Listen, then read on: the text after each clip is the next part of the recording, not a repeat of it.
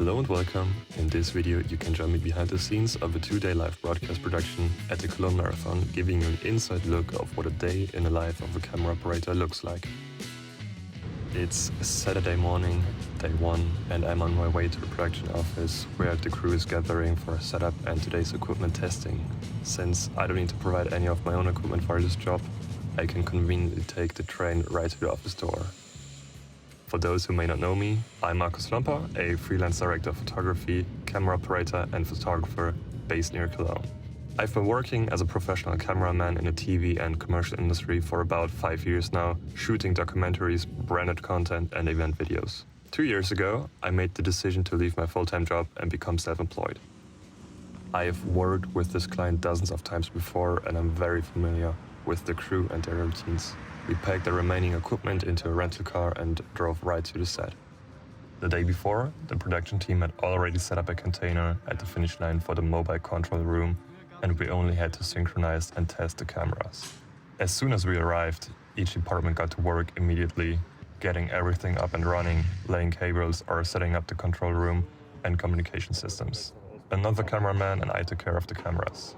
We are using ENG-style cameras by Sony that were released back in 2008. In my opinion though, this is the biggest challenge, aside from the unique task of filming while riding backwards on a motorcycle.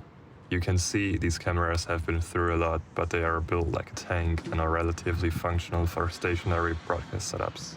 I'm genuinely impressed by the longevity of this equipment. I doubt my FX6 would be in such a good shape and working after 14 years. However, we have to work with what we've got. So to make the workflow more manageable, I've brought along a 6-inch monitor. As much as I wished for a different setup, these cameras offer a lot of connectivity options, such as the 12-volt D-type connection on the front of the top handle. This allows me to have a much clearer and safer assessment of my shots. For transmission, we are using LiveView's 300 and 600 units, which brings me to my next major concern, maintaining the connection as we drive through the city.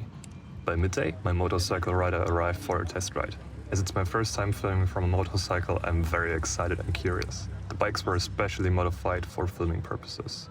My so-called pilot is highly experienced and had already provided me with some tips and instructions during our initial on-site discussions, which proved to be very helpful. After going through everything and mounting the LiveView, we embarked on a test ride, and the worst possible thing happened. I had attached a 360 camera to the motorcycle, and at the very first bump, the mounting arm snapped. To make matters worse, in preparation for the marathon tomorrow, I accidentally formatted the SD card, resulting in the loss of all the footage from the setup day and the test ride. The test ride went well, although we encountered some minor communication issues with the control room, and I've noticed that it's much more comfortable to mount the monitor on the side rather than originally intended on top. I have to admit, my arms were already exhausted after just 30 minutes due to the weight of the camera. I'm curious about how I will manage to get through the entire day tomorrow. Day 2, it's 5:30 and I'm on my way to the production company to proceed to the set. Call time is 6:30 and we have a long day ahead of us. A parking space has been reserved for us on site, which is quite helpful because we've brought along additional equipment. We had a briefing right away and prepared the equipment and the motorcycles. While setting up, it seemed like the batteries were only lasting a few minutes, which made me a bit nervous since we had limited to no opportunities to get new breaks in between. That's why I packed as many batteries as possible. Right before departure, I quickly grabbed a spare SDI cable to have a backup in case one of the cables breaks or tears. To prevent injuries, I brought along one of my wrist supports from lifting weights, hoping to elevate some of the pressure on my wrist. We double-checked the radio communication one last time and then proceeded to the starting point to capture the race start.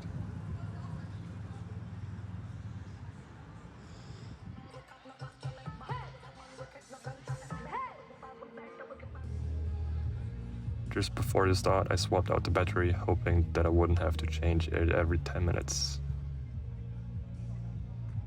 When the first of the 2 races today began, the 4 of us split up and followed different groups. It didn't take long for me to get comfortable on the motorcycle and quickly enter a tunnel/focus mode.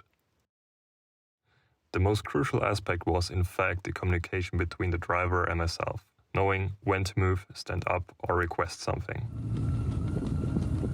Bisschen schneller bitte. Ja. Ja, es geht. Ja. Ja. Die Blende, danke.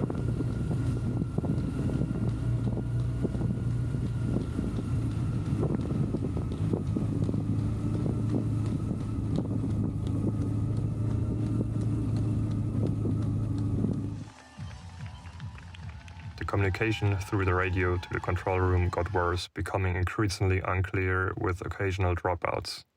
This made it impossible for us to know which camera feed was live.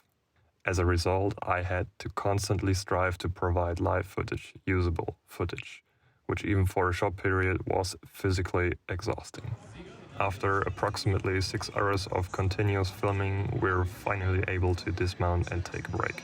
We suspect that the battery issue earlier this morning may have been linked to the cold temperature. Shortly after the last person crossed the finish line, it was time for a teardown. My biggest takeaway from this production is, once again, teamwork and communication. Technology may have played a role and wasn't ideal, but the live view units could have been set up bidirectionally, allowing a clear communication with the control room and even receiving a program feed in return. After all the equipment was loaded, we made our way back to the office, where we had to unload it all once more.